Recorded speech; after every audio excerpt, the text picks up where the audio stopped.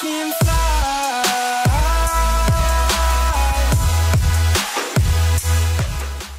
السلام عليكم متابعينا الكرام، أدعوكم للاشتراك في القناة مع تفعيل زر الجرس ليصلكم جديد الأخبار. الآن مع أبرز العناوين. فضال يعود إلى قائمة بيتيس بعد تماثله للشفاء، سايس يهدر ضربة جزاء وفريقه يودع كأس الرابطة. مالكولم قررت بشكل نهائي تمثيل المنتخب المغربي. حكيمي يستعد لأول ظهور مع دورتموند. الأولمبيون يواجهون الجزائر أو السنغال. عاد المغربي زهير فضال إلى قائمة فريقه ريال بيتيس التي ستواجه جيرونا مساء اليوم غد خميس ضمن الجولة السادسة من دوري الإسباني، وذلك بعد تجاوز الوعكة الصحية التي كان يعاني منها. وقد ابتعد فضل عن مباراتي فالنسيا وأتلتيكو بيلباو بسبب معاناته من التهاب اللوزتين قبل أن يسترجع عافيته ويعود إلى قائمة المدرب كيكي سيتين. يذكر أن المغربي شارك في المباريات الثلاث الأولى في الدوري الإسباني كأساسي هذا الموسم، ومن المحتمل أن يستعيد رسميته عقب عودته إلى الفريق.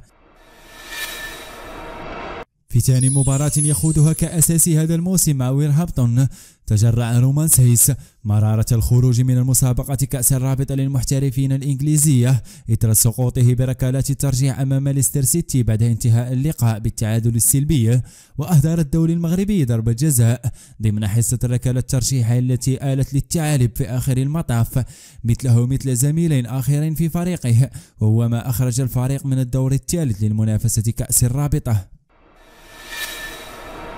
أكد مالكولم سيلاس إدجوما متوسط ميدان فريق لونيون الفرنسي أنه قرر بشكل نهائي تمثيل المنتخب الوطني المغربي بالفعل انحداره من أصول مغربية، وكذلك بعد تأهيله قانونيا للدفاع عن الألوان أسود الأطلس، مبديا في الوقت نفسه إعجابه بأجواء التي تسود داخل المنتخب الرديف بقيادة إطار جمال سلامية. وقال اللاعب البالغ من العمر 21 سنة في تصريح خاص: تلقيت دعوة من الجامعة الملكية المغربية لكرة القدم، وقد وجدت داخل المنتخب الرديف أجواء جيدة للغاية. لقد قررت رسميا وبصورة نهائية تمثيل المغرب.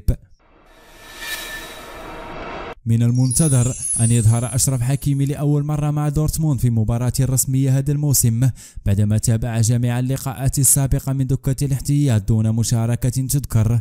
المدرب لوسيان فافر أشار في الندوة الصحفية التي تسبق مواجهة دورتموند مساء الأربعاء بالبوندسليغا أن الظهير البولوني بيتشيزيك قد يرتاح ويغيب عن اللقاء، مع إمكانية كبيرة للزج بحكيمي مكانه لينال أول فرصة وأول اختبار أمام الأنصار بمسرح إيدونا بارك.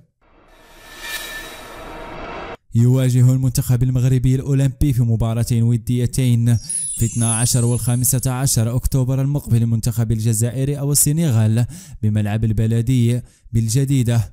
ومن المنتظر أن تحسم الجامعة الملكية المغربية لكرة القدم رسميا يوم غد الخميس 27 شتنبر في الأمر المنتخب الذي ستواجهه كتيبة الهولندي مارك فوت الذي جهز لائحة اللاعبين الذين سيعتمد عليهم، والتي تتكون من لاعبين ممارسين في البطولة الوطنية والوافدين الآخرين من ديار المهجر.